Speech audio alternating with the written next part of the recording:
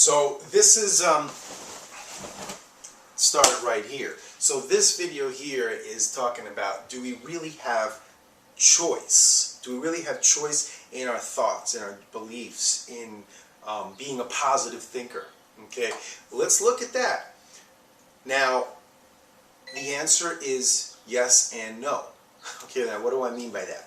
Now, there's an extreme theory on this that says that there's no choice, and you know that everything is like an unfolding of a person's destiny, and that they never had choice from birth till death. That it was just an unfolding of what their predestined, plan is, and that the choice is an illusion. Okay, there's people that believe that, which I totally disagree. Well, I don't say totally disagree. I very much disagree with that. That's going to the extreme. And the other side is the oversimplification that says, like, well, you can be positive at any moment. You know, right now you can just choose to be positive. You just think a positive thought. Instead of thinking that negative thought, think a positive thought. And you have no excuse to be negative. Always be positive. Just think positive thoughts. Okay, that's the other extreme. Because when someone's negative and someone has that said to them, it just really doesn't feel good. And it doesn't feel right to them. And there's a reason that they have kind of a valid reason to not want to hear that. Because it's not quite that easy either. That's the other side of the spectrum, which is an oversimplification. So what's more accurate in the process of what's happening is you need to go deeper into understanding the brain and neurology. You need to understand that, yes, you can choose to think a different thought at the moment. But that different thought, if it's more positive in the moment, is not going to make that much of a difference if what's really playing out is your subconscious programming. So in other words, if you believe that there's no way you're going to get out of, your job and poverty situation, and that's what's wired into you through your programming and belief systems, by somebody saying, hey, just right now, just affirm, just say, I know I'm going to be wealthy, I know I'm going to attract a lot of money. Just say that. You know what I mean? It's just going to feel fake to the person, especially if it's not the kind of person that is used to practicing just kind of declaring, positive affirmations. It's going to feel real fake and phony and just outright stupid. And we can't blame them. We can't blame somebody for feeling kind of stupid and say, well, you're just too negative to try to even be positive. The reality is, we have to have a little more understanding and compassion into the situation, because it feels fake to them because all their subconscious programming goes against it. So of course it's going to feel fake.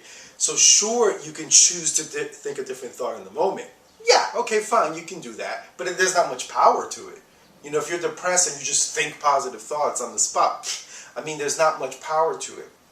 That's not what the real solution is.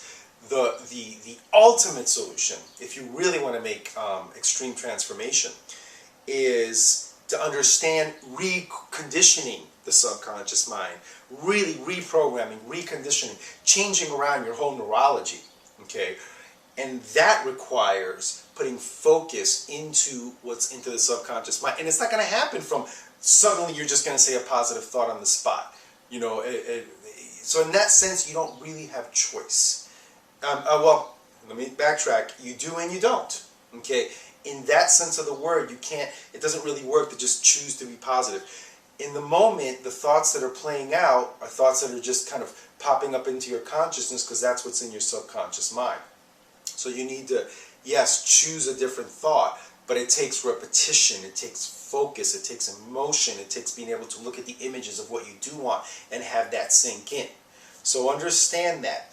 You do have choice, but in the moment, it's like you almost don't have choice. And when somebody does something that's quote-unquote stupid, like the gal that is dating the alcoholic, womanizer, and she keeps going back to him, somebody could say, well, you could have chosen not to go back to him. Well, yeah, she could have chosen not to go back to him, but people also have to understand that there's deep programming taking place. And that's why we need to have more compassion sometimes when things like that happen. There's deep programming that's going on there, and that's what's driving that person's behavior.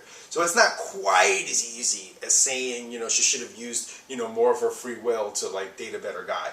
It's not that easy. The programming needs to be shifted, and the reality of the situation is that there's very few things out there in the world of, you know, inner growth, spirituality, personal development, that can help you shift that programming around. I mean, don't even get me started on that, you know, in terms of like just all the malarkey that's floating around there in terms, you know, that's supposedly self-help. There's very few things that can break you out of that. Okay, so that's the topic is, you know, yes, we have choice, but we sort of don't. We do and we don't.